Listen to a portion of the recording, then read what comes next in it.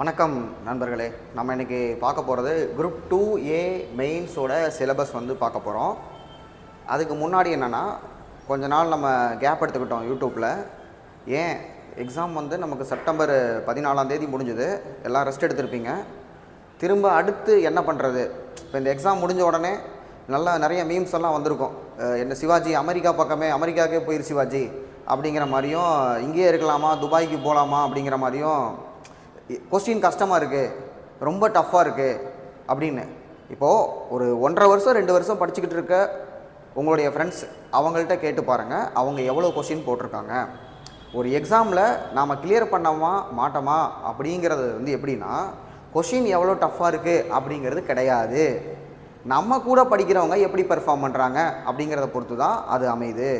Question ரொம்ப ஈஸியாக இருந்ததுன்னா என்ன இருக்கும், கட் ஆஃப் கொண்டு போய் 190 வச்சுருப்பாங்க. 190 அடித்தா தான் நமக்கு கிளியர் ஆகும் அப்படிங்கிற மாதிரி போயிடும். எல்லாமே சமச்சீர் புக்குக்குள்ளேருந்து 6வது புக்குலேருந்து 10வது புக்குக்குள்ளேருந்தே எல்லா கேள்வியும் எடுத்துட்டா அதை 2 வருஷமாக கரைச்சி குடித்தவங்கனால 190க்கு மேலே ஈஸியாக போயிட முடியும். அப்போது இந்த ஸ்கோர் தான் நமக்கு தேவையான ஸ்கோராக இருக்கும். அப்போ தெரியாத கேள்வியை பற்றி நமக்கு கவலையே இல்லை. இப்போ குரூப் 2 மெயின்ஸ் 2A மெயின்ஸ் படிக்கலாமா வேண்டாமா அப்படிங்கிற மாதிரி நம்ம யோசிக்கிறோன்னா, ஒன்று தெரிஞ்சுக்கோங்க, 140க்கு மேலே நீங்கள் எடுத்திருக்கீங்க இந்த குரூப் 2ல் அப்படின்னா நீங்கள் நல்லா படிச்சிருக்கீங்கன்னு அர்த்தம். 140க்கு மேலே போகணும் அப்படின்னா குறைஞ்சது 1 வருஷத்துக்கு மேலேயாவது நீங்கள் படிச்சிருப்பீங்க. 1 வருஷத்துக்கு கம்மியாக எஃபர்ட் போட்டு 140க்குள்ளே எடுத்திருக்காங்கன்னா ரொம்ப ரொம்ப எக்ஸ்ட்ராடினரியாக இருந்திருக்கணும். 150 இருக்குது அப்படின்னம்னா 2 டிஸ்கிரிப்டிவ் எழுதுறதுக்கே செலக்ட் ஆகலாம். அதுக்கான வாய்ப்பு இருக்குது. உங்களுக்கு ஃப்ரெண்ட்ஸ் எல்லாம் கேட்டு பார்த்தீங்கன்னா அவங்க சொல்லக்கூடிய ஸ்கோர் எவ்வளோ அப்படின்னம்னா 145 சொல்லுவாங்க. நல்லா படித்து அந்த கிளாஸ்லேயே ஃபஸ்ட் மார்க் வாங்கிட்டு இருக்கவங்களா இருக்காங்க அப்படின்னம்னா 145லேருந்து 155 வரைக்கும் இருக்கிறத சொல்கிறாங்க. ஸோ அப்போ மெயின்ஸ் படிக்கிறவங்க இல்லை வேறு ஏதாவது படிக்க போகிறேன், நான் என்ன படிக்க போகிறோம், அடுத்து ஒரு குரூப் 4 கால்ஃபரு, திரும்பவும் குரூப் 2 கால்ஃபரு, திரும்பவும் குரூப் 1 கால்ஃபர் இருக்குது. இதுதான் நம்ம ப்ராசஸ், இதுதான் நம்ம முடிவு பண்ணிட்டோம். இது தவிர நமக்கு வேறு எந்த வேலையுமே இல்லை. அப்படின்னா நாம் படிச்சுக்கிட்டு இருக்க போகிறோம். இந்த 2A மெயின்ஸுக்கு மட்டும் என்ன ஸ்பெஷலாக இருக்குது அப்படிங்கிறது தான். இப்போ நமக்கு இப்போ என்ன சொல்லியிருக்காங்க, இந்த நோட்டிஃபிகேஷனில் ரிசல்ட் எப்போன்னு சொல்லியிருக்காங்கன்னு பார்த்தோன்னா, டிசம்பர் மந்த் ரிசல்ட் வரும்னு சொல்லியிருக்காங்க. ஃபெப்ரவரியில் பரீட்சை. அப்போ நமக்கு இருக்கக்கூடியது ஒரு 5 மந்த்ஸ் தான் இருக்குன்னு வச்சுக்கோங்க. 4 மாதம் தான் எஃபெக்டிவாக. இப்போ செப்டம்பர் பாதி நமக்கு போயிடுச்சு, அக்டோபர் வந்துருச்சு. அக்டோபர், நவம்பர், டிசம்பர் 3 மாதத்தில் ரிசல்ட் வந்துடும். சொன்ன மாதிரியே இப்போ சீக்கிரமாக ரிசல்ட் கொடுக்குறாங்க. ஸோ டிஎன்பிஎஸ்சி மேலே நம்ம நம்பிக்கை வைப்போம், சீக்கிரமாக வந்துடும் சொல்லிட்டு. டிசம்பரில் ரிசல்ட் விட்டு ஃபெப்ரவரியில் நமக்கு மெயின் எக்ஸாம் வச்சாங்கன்னா இந்த ஸ்பேன் ஆஃப் டைமுக்குள்ளே நம்மளால் இந்த எக்ஸாமுக்கு ரெடியாக முடியுமா? அந்த ஷார்ட் டைம் ரிசல்ட்டுக்கு அப்புறம் தான் நான் படிக்க ஆரம்பிக்கிறேன் அப்படின்னா எப்படி இருக்கும்? எப்படி இருந்தாலும் அப்போ நம்ம படிக்கணும். ஒரு வேளை நீங்கள் நான் 140க்கு கம்மியாக எடுத்திருக்கேன், என்ன பண்ணுறதுன்னு தெரியல அப்படின்னம்னா, அப்போ நம்ம ப்ரிப்பரேஷன் ப்ரிலிம்ஸுக்கே 10 லைன் அர்த்தம். அப்போ என்ன பண்ணணும், நம்ம ஒரு 130 ரேஞ்சில் இருக்கோம், 130க்கு மேலே எடுத்துருக்கோமா, இந்த 130க்கு மேலே எடுக்கிறத இந்த ஒரு 145 to 150 கொண்டு போகிறதுக்கு நம்ம என்ன பண்ணணுங்கிற ஒர்க் பண்ணணும். ஏன்னா நம்ம தமிழ் மீடியம் ஸ்டூடெண்டாக இருக்கும்போது 85 கொஸ்டின் தமிழ் அடிக்கிறதே நமக்கு ரொம்ப ரொம்ப கஷ்டமான விஷயம். 85லேருந்து 90 போகிறதுக்கு சிரமப்பட்டிருப்பீங்க. 90ன்னு சொல்கிறாங்கல்ல, அந்த 90 எடுக்கிறதுக்கு அவங்க என்ன பண்ணியிருப்பாங்க, 6வதுலேருந்து 12வது புக் வரைக்கும் எல்லாத்தையும் படிச்சிருப்பாங்க. 6லேருந்து 12th வரைக்கும் எல்லாத்தையும் ஒரு தடவை படிச்சுட்டு அதுக்கப்புறம் சிறப்பு தமிழ், இதுக்கப்புறமா டெஸ்ட்டு போடுறது என்னென்னா 6வது புக்லேருந்து 12வது புக் வரைக்கும் இயல் வைஸாக டெஸ்ட்டு போட்டு ஃபுல் டெஸ்ட்டு போட்டு நிறைய ப்ராக்டிஸ் பண்ணினவங்கனால மட்டும்தான் இந்த 90 அப்படிங்கிற ஒரு நம்பர் அச்சீவ் பண்ண முடியும். ஆனால் இதே இங்கிலீஷ் மீடியம் படிச்சிருந்தா 95, 90 to 95 அப்படிங்கிறது ஏதோ ஒரு மாதமாக படித்தேன், அந்த ஒரு மாதத்தில் என்னால் இவ்வளோ பண்ண முடியுது அப்படிங்கிறாங்க. குரூப் 2க்கு மட்டும் இந்த இது. ஆனால் குரூப் 4ல் நமக்கு அப்படி கிடையாது. தமிழ் தான் எங்கே போனாலும். இவங்களுக்கு இந்த 10 கொஸ்டின் இருக்குல்ல, நம்ம 85 அடிக்கிறோம்னு வச்சுக்கோங்க, இவங்க இங்கிலீஷ் அடிக்கிறவங்க 95 அடிக்கிறாங்கன்னா நமக்கு திருக்குறள் பார்ட்டு, தமிழ் இலக்கியம் சார்ந்த யூனிட் 8 கொஸ்டினில் அவங்கள விட நம்ம ஒரு 5 கொஸ்டின் அடித்தா 90 ஆகிடுவோம். ஓரளவுக்கு நமக்கு ஈக்குவல் ஆகிரும். இதுதான். அப்போ இந்த நம்பர்ஸ் அதிகப்படுத்துறதுக்கு நம்ம என்ன பண்ணணும், தமிழில் 90க்கு மேலே நமக்கு ஒரு நம்பர் வேணும். மேக்ஸில் இந்த தடவை நீங்கள் 25 கொஸ்டின், 25 கொஸ்டினுக்கு நம்ம 23 அடிக்கலாம். இல்லை எனக்கு 23ஓட கம்மியாக வந்திருக்கு அப்படின்னா அப்போ நமக்கு ப்ராக்டிஸ் பத்தலைன்னு அர்த்தம். இந்த ப்ராக்டிஸை நம்ம என்ன பண்ணணும், முதல்ல simplification, HCF, LCM, ratio, proportion தனித்தனியாக ப்ராக்டிஸ் பண்ணிவிட்டு 25 கொஸ்டினையுமே நம்ம அடித்து ப்ராக்டிஸ் பண்ணணும். தெரியும். இப்போ மேக்ஸ்னா நம்ம படிக்க மாட்டோம், ஆனால் ஒர்க் அவுட் பண்ணால் தான் டைம் சேவ் ஆகும். எக்ஸாம் ஹாலுக்குள்ள ஒவ்வொரு நிமிஷமும் ரொம்ப ரொம்ப முக்கியம். அப்போ இந்த நம்பரையும் நம்ம வந்து 23க்கு வந்து கொண்டு வரணும். அப்படி பார்த்தாங்கன்னா நமக்கு வந்து 113 வருது நமக்கு. இன்னும் நம்ம ஜிஎஸ்ல ஒரு 40லேருந்து 45 அடித்தோம்னா அந்த 150 ஒட்டி நம்மளால வர முடியுது. அப்போ இந்த ஸ்கோர் வர்றதுக்கு நான் உங்களுக்கு 40 to 45 அப்படின்னா ஸ்ட்ராட்டஜி சொன்னேன். பிஹெச் பாலிட்டி அண்ட் ஹிஸ்ட்ரி அதுதான் கோர் ஏரியா. இந்த டிஎன்பிஎஸ்சி எக்ஸாமுடைய கோர் ஏரியா அப்படிங்கிறது பிஹெச் பாலிட்டி அண்டு ஹிஸ்ட்ரி. இதுதான் அதில் பாலிட்டியில் மட்டுமே நமக்கு 10லேருந்து 12 கொஸ்டின் கேட்பாங்க. ஹிஸ்ட்ரி பார்ட் அப்படிங்கிறது யூனிட் 4ல் இருக்கக்கூடிய ஆன்ஷியன் மெடிவல், யூனிட் 7ல் இருக்கக்கூடிய இந்தியன் நேஷனல் மூவ்மெண்ட், யூனிட் 8ல் இருக்கக்கூடிய தமிழ்நாட்டினுடைய வரலாறு பண்பாடு எல்லாமே கலந்தது. இதுலேருந்து தான் 40 கொஸ்டின் நமக்கு கேட்குறாங்க. அப்போ இந்த கோர் ஏரியாவை நம்ம கவர் பண்ணணும். அதுதான் குரூப் 2 ப்ரிலிம்ஸுக்கு தேவையானது. இப்போ ஆக மொத்தம் நம்ம ப்ரிப்பரேஷனில் எப்படி இருந்தாலும் தமிழ் படிக்கணும். நம்ம இன்னொன்று ஜிஎஸ்ல பாலிட்டி ஹிஸ்ட்ரி நம்ம கோர் ஏரியா கவர் பண்ணணும். இதை நம்ம பண்ணனா தான் அடுத்த குரூப் 4க்கும் நமக்கு அது தேவை, இல்லை குரூப் 2 திரும்ப எழுதினாலும் நமக்கு தேவை. அப்போ மெயின்ஸ் ப்ரிப்பரேஷன் அப்படிங்கிறது ஒரு 130 நம்ம வர்றோம்னா கூட அந்தந்த பீரியடில் அதை தான் நம்ம பண்ணிடணும். இந்த நேரத்தில் நம்ம இதை பண்ணி வச்சோம்னா அடுத்து நமக்கு யூஸ் ஆகும் அப்படிங்கிறது. அப்போ அப்படி எடுத்துக்கிறீங்கன்னு வச்சுக்கோங்க. இதில் மெயின்ஸில் என்ன பண்ணுறாங்கன்னா முதல்ல என்னன்னா இப்போ தான் ஒரு முடிவுக்கு வந்திருக்காங்க. இதுவுமே முடிவானு தெரில. குரூப் 2 பொறுத்த வரைக்கும் டிஎன்பிஎஸ்சி ஒவ்வொரு டைமுமே ஒவ்வொன்றா பண்ணிட்டு இருக்காங்க. இன்னும் வந்து இதை தான் வச்சுக்கலாமா, ஏன்னா இப்போ நான்லாம் எழுதும்போது ப்ரிலிம்ஸ் ஒரு எக்ஸாமு, அதோட இன்டர்வியூ, அதை வச்சு போஸ்டிங். அதுக்கப்புறம் என்னன்னா மெயின்ஸ் எக்ஸாம், அதுவும் சிபிடி பேஸ்டு. அதுக்கப்புறம் டிஸ்கிரிப்டிவ். லாஸ்ட் டைம் நமக்கு டிஸ்கிரிப்டிவ் எல்லாத்துக்கும் வைக்கும்போது நிறைய பேர் எழுதி அவ்வளோ பேப்பரை எவால்யூஷன் பண்ணி ரொம்ப டைம் எடுத்துருச்சு. இந்த டைமை சேவ் பண்ணுறதுக்காக தான் 2 தனியாக 2A தனியாக 2ஆக பிரிக்கிறாங்க. 2 அப்படிங்கிறது வந்து நமக்கு வந்து டிஸ்கிரிப்டிவ் எக்ஸாமாக இருக்குது. 2Aல நமக்கு திரும்பவும் 1 வேர்டு, ஏற்கனவே ஒரு 1 வேர்டு வச்சு வந்ததுக்கப்புறம் திரும்ப எதுக்கு ஒரு 1 வேர்டு அப்படின்னு நமக்குள்ளே கேட்கலாம். ஆனால் பேட்டர்ன் அப்படி செட் பண்ணிட்டாங்க. அதனால் நம்ம அதை வந்து படிச்சு தான் ஆகணும். இப்போ 200 கொஸ்டின் அப்படிங்கிறது அகைன் நமக்கு புது நம்பர் கிடையாது. 200 அப்படிங்கிறது 1 வேர்டு கொஸ்டின்ஸாக கேட்கக்கூடியது, மல்டிபிள் சாய்ஸ் கொஸ்டின்.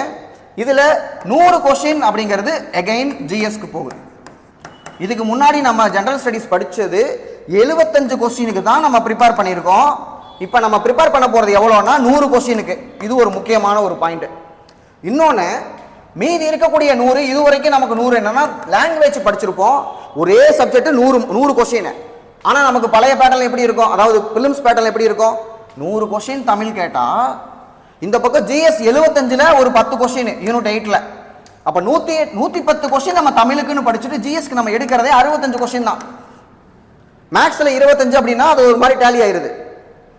இப்போ நமக்கு இதில் பொறுத்த வரைக்கும் 100 கொஸ்டினில் எகைன் ரெண்டாவது அடுத்த பார்ட்டில் 40 கொஸ்டின் ரீசனிங் புதுசாக ஒன்று இன்ட்ரடியூஸ் பண்ணுறாங்க. இது எதுக்கு சம்மந்தம் இல்லாமல் சிலபஸ்க்குள்ளே ஒட்டிகிட்டு இருக்கு. இந்த போர்ஷன் இந்த பக்கம் ஒன்று இருக்குது, ரீசனிங் வந்து ஒரு 40 கொஸ்டின், 27 டாபிக் இருக்குது. 27 டாப்பிக்கில் 40 கொஸ்டின்னா அதுக்குள்ளே அனாலஜி சிலாகிசம் ஒன்றுனா நம்ம பார்ப்போம். அதில் என்னென்ன மாடல் இருக்குது, அந்த மாடலுக்கு 27 டாபிக்கு ஒரு டாபிக் ஒரு கொஸ்டின் போட்டாவே கண்டிப்பாக 27 கொஸ்டின் நமக்கு வருது. மீதி 13 கொஸ்டின் இடிக்குது. அப்போ இந்த 13 கொஸ்டின் அப்படிங்கிறத ஏதாவது டாப்பிக்கில் 2 கொஸ்டின் போட்டு தான் 40 கொண்டு வரணும். அப்போ இந்த 40 கொஸ்டின் நம்ம கரெக்டாக ஆன்சர் பண்ணணும்னா இந்த எஸ்எஸ்சி படிக்கிறவங்க, பேங்கிங் படிக்கிறவங்க, இல்லை போலீஸ்க்கு சைக்காலஜி பார்த்துருக்கவங்க, இவங்க எல்லாத்துக்குமே இந்த 40 கொஸ்டின் ஈஸியாக இருக்கும். இல்லை நம்ம குரூப் 2 நமக்கு வந்து டிஎன்பிஎஸ்சி மட்டுமே பியூராக படிச்சுக்கிட்டு இருக்கோம், நம்ம வெறும் ஹிஸ்ட்ரி பாலிட்டி ஓரியன்டாக இருக்கக்கூடியவங்க, நமக்கு இது ஈஸியாக இருக்குமா கஷ்டமாக இருக்குமானா இது ஒன்றும் அவ்வளோ கஷ்டமான விஷயம் கிடையாது. இந்த சைக்காலஜி அதாவது ரீசனிங் பார்ட்டை வந்து நம்ம கற்றுக்கிறது ரொம்ப ரொம்ப ஈஸியானது. இதுக்கு மனப்பாடம் பண்ண தேவையில்லை. ப்ராக்டிஸ் மட்டும் டெய்லி நம்ம ஒரு 1 மணி நேரம் ஒரு மாடல் ஒன்றை பார்த்துட்டு ப்ராக்டிஸ் பண்ணிக்கிட்டு இருக்கணும். அவ்வளோதான் இது நமக்கு தேவையான ஒன்று. அடுத்து என்னன்னா 100 ஜிஎஸ் 40 ரீசனிங் போக எகைன் 60 கொஸ்டின்ஸ். இந்த 60 கொஸ்டின்ஸ் நமக்கு எதுலேருந்து வருது அப்படின்னு பார்த்தீங்கன்னா தமிழ்ல இருந்து. தமிழில் நமக்கு 100 கொஸ்டினுக்கு நம்ம ஆன்சர் பண்ணியிருக்கோம். 100 கொஸ்டினுக்கு நம்ம பார்க்கும்போது தமிழில் பகுதி ஆ இருக்கு, ஆ இருக்கு, ஈ இருக்கு. நான் ப்ரிப்பேர் பண்ணும்போது வெறும் ஆ தான் இருந்தது. ஆவும் ஈயும் ரொம்ப கம்மி. நான் ஆ ஈன்னு சொல்லும் போதே உங்களுக்கு புரியும். இது இலக்கியத்தில் சங்க இலக்கியம், திருக்குறள், கம்பராமாயணம் இந்த மாதிரி வரக்கூடியது. இது சான்றோர் சித்திரம், சான்றோர்கள் அதை பற்றிலாம் கேட்கக்கூடியது. இதுதான் இலக்கண பாட்டு. இப்போ இந்த இலக்கண பாட்டை மட்டும் தூக்கி இந்த இடத்துல 60 கொஸ்டின் கேட்குறாங்க. 21 டாபிக் இருக்கு பகுதி ஆல. அந்த 21 டாபிக்குமே இலக்கண டாபிக். இப்போ இந்த இலக்கண டாபிக்கை பொறுத்த வரைக்கும் இந்த குரூப் 4க்கு முன்னாடி வரைக்கும் மொத்தம் 43 எக்ஸாம் நடந்திருக்கு. 2020 இருந்து 24 வரைக்கும் 43 எக்ஸாம். 43 எக்ஸாம்ல தமிழ்ல நமக்கு ஜெனரேட் ஆகிற கொஸ்டின் எவ்வளவுன்னு பாத்தீங்கன்னா 4300. அப்போ குரூப் 2ல ஒரு 100 கொஸ்டின், நம்ம குரூப் 4ல ஒரு 100 கொஸ்டின், அதுக்கப்புறம் டெக்னிக்கல் சர்வீஸ்ல ஒரு எக்ஸாம் நடந்திருக்கு, அதுல ஒரு 100 கொஸ்டின். ஆக மொத்தம் 4600 கொஸ்டின் இருக்கு தமிழ்ல. இந்த 4600 கொஸ்டின்கள்ல இலக்கணம், அதாவது இந்த பகுதி ஆ பாட்டுக்கு இருக்கிற கேள்வி மட்டுமே கிட்டத்தட்ட 3600 இருக்கு. 3600 கொஸ்டின்ஸ், ப்ரீவியஸ் இயர் கொஸ்டின்ஸ். இந்த 3600 கொஸ்டினை நான் என்ன பண்ணேன்னா டாபிக் வைஸா பிரிச்சேன். இவங்க கொடுத்துருக்கிறது 21 டாபிக், நான் பிரிச்சது என்னன்னா 34 டாபிக்கா பிரிச்சேன். பிரித்தெழுதுக மட்டும்தான் சிலபஸ் இருக்கும், சேர்த்தெழுதுகள் இருக்காது. ஆனா இவங்க சேர்த்தெழுதுகள் கேட்கறாங்க. பிழை திருத்தல், அப்படி பிழை திருத்தம் அப்படின்னா மரபு பிழை இருக்கும், அதுக்கப்புறம் சந்தி பிழை இருக்கும், அதுக்கப்புறம் பாத்தீங்கன்னா ஒரு வருமா ஓர் வருமா அப்படிங்கிறது ஏகப்பட்ட கேள்வி கேட்டிருக்காங்க. ஊமை பாருங்க, ஊமை கேட்டாங்கன்னா கிணற்று தவளை போல, பசுமரத்து ஆணி போல, உள்ளங்கை நெல்லிக்கனி, நெல்லிக்காய் மூட்டையே கொட்டினால் போல, இந்த மாதிரி ஒரு 10 ஊமை 15 ஊமை இருக்கும். அதையே திரும்ப திரும்ப திரும்ப திரும்ப கேட்டுக்கிட்டு இருக்காங்க. அப்ப நமக்கு இந்த 60 கொஸ்டின் தமிழ்ல அடிக்கிறது ரொம்ப ரொம்ப ரொம்ப ஈஸியான விஷயம். அதுக்கு நம்ம பண்ண வேண்டியது என்னன்னா, ஏற்கனவே நீங்க பிலிம்ஸ் கிளியர் ஆகி நம்ம மெயின்ஸ் போறோம்னா தமிழ் புக்கை தரவா படிச்சிருப்பீங்க 6ல இருந்து 12 வரைக்கும். இப்போ நீங்க பண்ண வேண்டியது ப்ரீவியஸ் இயர் கொஸ்டின்ல இருக்கக்கூடிய பகுதி ஆ கொஸ்டினை நல்லா தரவு பண்ணணும். அதை பிராக்டிஸ் பண்ணத்தான் உங்களுக்கு தப்பு வராம இருக்கும். ஏன்னா இந்த 60 கொஸ்டின்ல உங்களுக்கு தெரியாம ஒரு கொஸ்டின் எக்ஸாமினர் அந்த கொஸ்டின் செட்டர் எடுக்கிறது ரொம்ப ரொம்ப கஷ்டம். எல்லா கேள்வியுமே நீங்க ஆல்மோஸ்ட் கண்ணில் பார்த்துருப்பீங்க.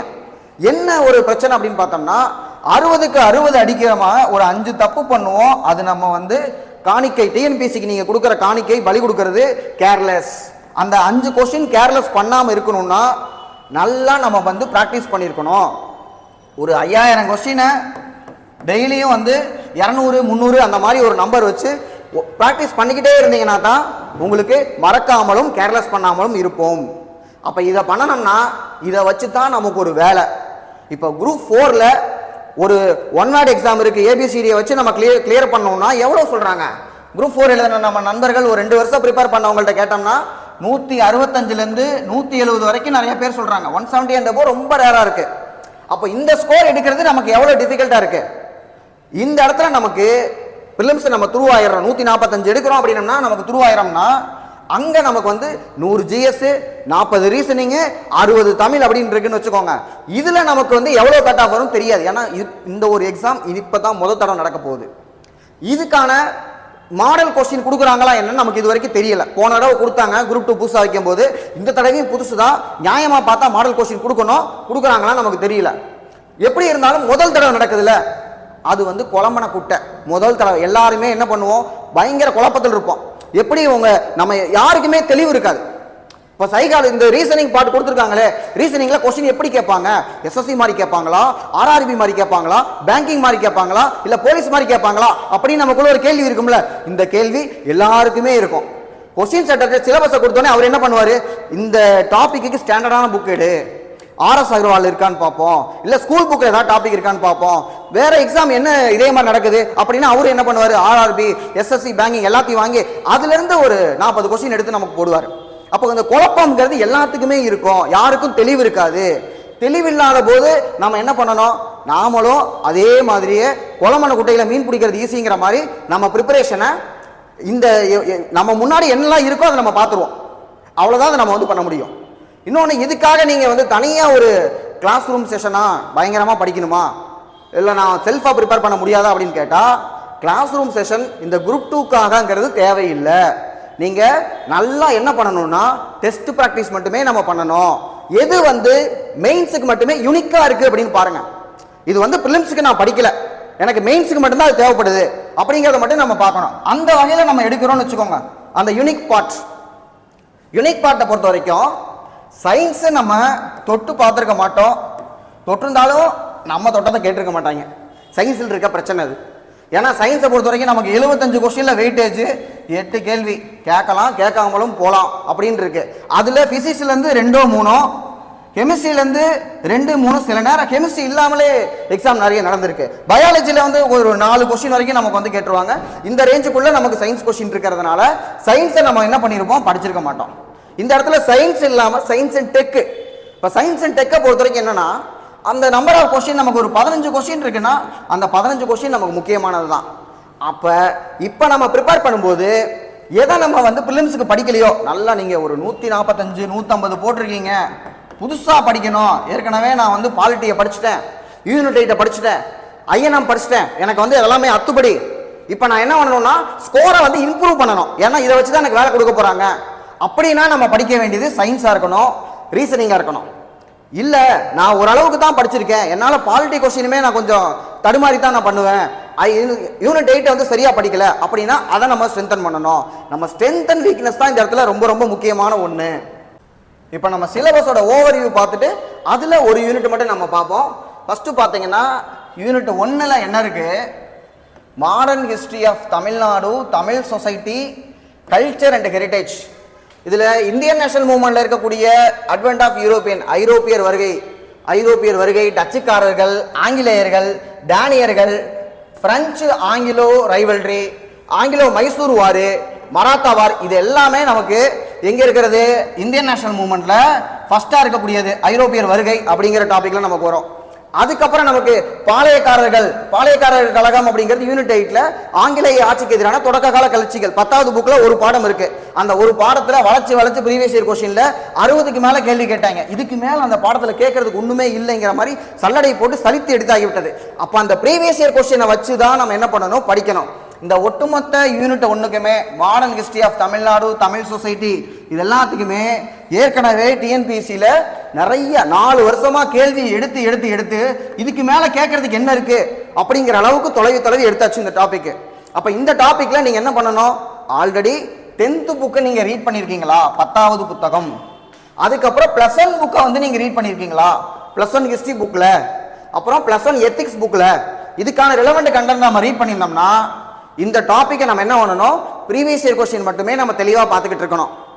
இதில் நமக்கு எவ்வளோ கிடைக்கும், அப்போ நம்பர் ஆஃப் கொஸ்டின் 20 கொஸ்டின் ஏற்கனவே நம்ம பண்ணி வச்சது. அடுத்த டாபிக் வந்து பார்த்தீங்கன்னா administration of states with special reference to Tamil Nadu. Tamil Nadu சம்பந்தமாக 30 கொஸ்டின் இதில் இருந்து கேட்க போகிறாங்க. 30 கொஸ்டினில் நமக்கு என்னன்னு பார்த்தீங்கன்னா பாலிட்டி, இதுல பாலிட்டியும் இருக்கு, அட்மினிஸ்ட்ரேஷன் இருக்கு.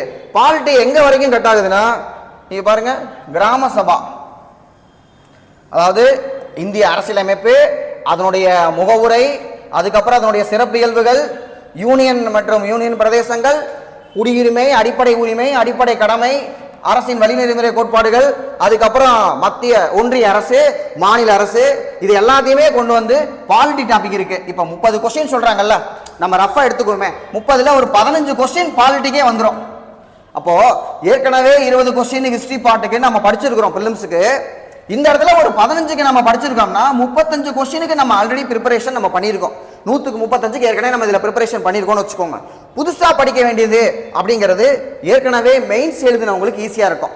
ஏன்னா இது அட்மினிஸ்ட்ரேஷன், தமிழ்நாட்டுடைய நிர்வாகம் அப்படிங்கிறது நமக்கு எந்த இடத்துல இருக்கு அப்படின்னம்னா, இதுக்கு முன்னாடி மெயின் சிலபஸ்ல இருந்தது.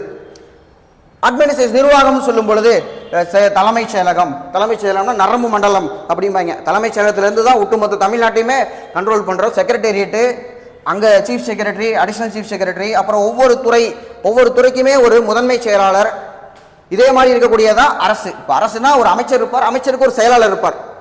டிஸ்ட்ரிக்ட் அட்மினிஸ்ட்ரேஷன் மாவட்ட ஆட்சித்தலைவர் அப்படின்னு பார்த்தீங்கன்னா டிஸ்ட்ரிக்ட் கலெக்டர், அவருக்கு கீழே தான் ரெவன்யூ டிபார்ட்மெண்ட், அந்த ஒரு டிஸ்ட்ரிக்ட்டுக்கு அவர் தான் ஹெட் ஆஃப் த டிபார்ட்மெண்ட், அப்படி ஹெச்ஓடி அப்படிம்பாங்க. கவர்மெண்ட்டை பொறுத்த வரைக்கும் செக்ரட்டரிஸ், அவங்களுக்கு கீழே ஹெச்ஓடி, எல்லா பக்கம் எல்லாத்துக்கும் ஹெச்ஓடி இருப்பாங்க. ஒவ்வொரு டிஸ்ட்ரிக்ட்ல டிஸ்ட்ரிக்ட் ஆஃபீஸர்ஸ் இருப்பாங்க. அதுல ரூரல் டெவலப்மெண்ட், ரெவன்யூ டிபார்ட்மெண்ட், இது எல்லாமே நமக்கு தெரிஞ்சிருக்கும். எப்படி தெரிஞ்சிருக்கும், இந்த போஸ்ட்டுக்கெல்லாம் நம்ம போகலான்னு ஆசைப்பட்டிருப்போம். குரூப் 2ல வந்து நமக்கு வந்து ஆர்டியில் அசிஸ்டன்ட் எடுத்தோம்னா பிடிஓ, டெபுட்டி பிடிஓ வரும். அதுக்கப்புறம் ரெவன்யூவில் நம்ம வந்து டிசி ஆசைப்பட்டோம்னா டிசி எடுக்கும்போது அதில் வந்து ஆடியோவாக வருவோம். நம்ம இந்த மாதிரி இந்த போஸ்ட் எல்லாம் நம்ம வந்து பார்த்துருப்போம். ஸோ அது சம்மந்தப்பட்ட ஒரு டாபிக்கு இது போன மெயின்ஸுக்கு இருக்கக்கூடியது. இதை படித்தோம்னா நமக்கு மீதி ஒரு 15 கொஸ்டின் இதுலேருந்து நமக்கு கேட்கலாம். இப்போ இந்த 20 + 30 50 50ங்கிறது ஜிஎஸோட 50%. அப்போ ஜிஎஸ்ல 50% வந்து நமக்கு ஆல்ரெடி ஃபெமிலியரா இருக்கக்கூடிய ஏரியாலேருந்து வந்திருக்கு. இன்னொரு பாட்டை பாருங்க. அடுத்து இருக்கக்கூடியது சயின்ஸு. இந்த சயின்ஸுக்கு 15 கொஸ்டின் போட்டிருக்காங்க. இந்த சயின்ஸுக்கு நம்ம என்ன பண்ணியிருப்போம், ஏற்கனவே நம்ம படிச்சிருக்க மாட்டோம். ஏன்னா +1 புக்குலையும் +2 புக்குலையும் சிதறி கிடக்கக்கூடிய டாபிக்ஸ் இது. இதுக்கு வந்து என்ன பண்ணலாம், இதை மட்டும் தனியாக நம்ம வந்து ஸ்கூல் புக்கில் இருந்து எடுத்து அதைத்தான் படிக்கணும். அதுலேருந்து தான் கேள்வி கேட்பாங்க. இந்த 15 கொஸ்டின் இருக்குல்ல, 15 கொஸ்டின் ஆன்சர் பண்ணணும்னா ஏதாவது ஒரு டெஸ்ட் பேட்சில் நம்ம என்ன பண்ணணும், ஒரு 300லேருந்து 400 கொஸ்டின் நம்ம ப்ராக்டிஸ் பண்ணணும். அப்படியே இந்த புக்கை படித்து இதுலேருந்து 400 கொஸ்டின் ப்ராக்டிஸ் பண்ணணும்.